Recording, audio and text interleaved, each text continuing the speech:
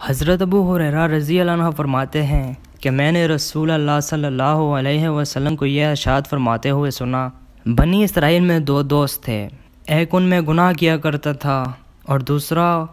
خوب عبادت کیا کرتا تھا۔ عابد جب بھی گناہ گار کو گناہ کرتے ہوئے دیکھتا تو اس سے کہتا کہ گناہ سے رک جا۔ ایک دن اسے گناہ کرتے ہوئے دیکھا تو پھر کہا کہ باز آ جا۔ اس نے کہا کہ مجھے میرے رب پر چھوڑ دے، میں جانوں میرا رب جانے، کیا تجھ کو مجھ پر نگراں بنا کر بھیجا گیا ہے؟ عابد نے غصے میں آ کر کہا، اللہ کی قسم اللہ تعالیٰ تیری مغفرت نہیں کریں گے، یا یہ کہا کہ اللہ تعالیٰ تجھے جنت میں داخل نہیں کریں گے۔ پھر دونوں کا انتقال ہو گیا اور عالم ارواح میں دونوں اللہ تعالیٰ کے سامنے جمع ہو گئے۔ اللہ تعالیٰ نے عابد سے پوچھا، کیا تم میرے بارے میں جانتے تھے کہ میں معاف نہیں کروں گا؟ کیا تمہیں اس پر قدرت حاصل تھی کہ تم مجھے معاف کرنے سے روک دو کہ جو دعویٰ کیا کہ اللہ تعالیٰ تیری مغفرت نہیں کریں گے، اور گناہ گار سے ارشاد فرمایا میری رحمت سے جنت میں چلا جا، اس لیے کہ وہ رحمت کا امیدوار تھا، اور عابد کے بارے میں فرشتوں سے فرمایا کہ اسے دوزخ میں لے جاؤ۔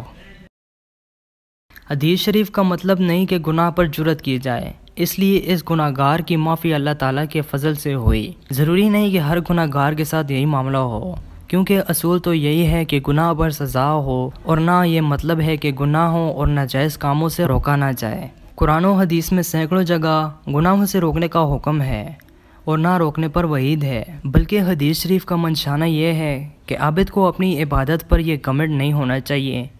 کہ وہ خدائی اختیارات میں دخل دے کر اتنی بڑی بات کہنے کی جرأت کرے کہ قسم کھا کر کسی کی مغفرت کا انکار کر دے، جبکہ اللہ تعالیٰ کو یہ حق ہے کہ جسے چاہے بخش سکتا ہے۔ حضرت سفیان بن عدالت رضی اللہ عنہ نبی کریم صلی اللہ علیہ وسلم سے روایت کرتے ہیں، اللہ تعالیٰ نے مغرب کی جانب سے ایک دروازہ توبہ کے لیے بنایا ہے، جس کی لمبائی کا تو کیا پوچھنا، اس کی چوڑائی 70 سال کی مسافت کے برابر ہے، جو کبھی بند نہ ہوگا یہاں تک کہ سورج مغرب کی طرف سے نکلے، اور اس وقت قیامت قریب ہوگی اور توبہ کا دروازہ بند کر دیا جائے گا۔ اگر آپ کو حدیث شریف اقوال ذریعے سننا پسند ہے تو ہمارے اس چینل کو بھی سبسکرائب کریں اور ساتھ میں دیے گئے بیل پر کلک کریں۔